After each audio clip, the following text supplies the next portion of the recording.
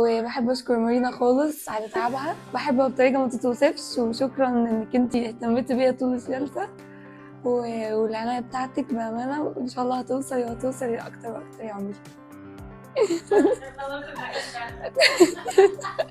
عشان اللي منك يا مارينا في ايه؟ لا بامانه في اماكن كتير اهم حاجه الجوده. لا ما انا في الطبيعه عارفه يا مارينا.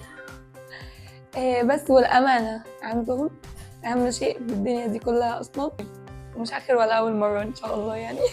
اتعاملتي معانا من سنه ونص صح؟ اه بقالك سنه ونص بتتعاملي معانا. كنت اول مره تاخدي قرار انك تجربي ان انا اجي اعمل، لا مرعوبه بصراحه. استحاله مخالصه جاهزه. لسه او مفيش ثانيتين اصلا، اساسي بقى. مش عارفه اوصف بامانه تحفه. يعني انا اول مره في حياتي اعمل جلسه ما كنتش خايفه منها، وهي تاني مره في حياتي اعملها لو اصلا. اي بنوته نفسها تاخد قرار بجلسه التنظيف قولي لها ايه عشان تشجعيها؟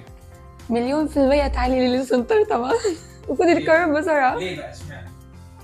عشان اتحدى حاجز الخوف اللي كان عندي اصلا من حوار التنظيف.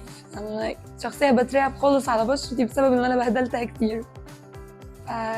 بس مش بالسهوله ان ارشح لهم اي حد وبس بخصوص البشره، كمان برشح ليلي سنتر. انت اصلا ايه اللي يخليكي تشجعي اي بنوته تجرب جلسه التنظيف في ليلي سنتر؟ اول حاجه اسلوبهم وتعاملهم جدا، انت بتدخل المكان كانك في وسطيهم اصلا، مش حد غريب نهائي.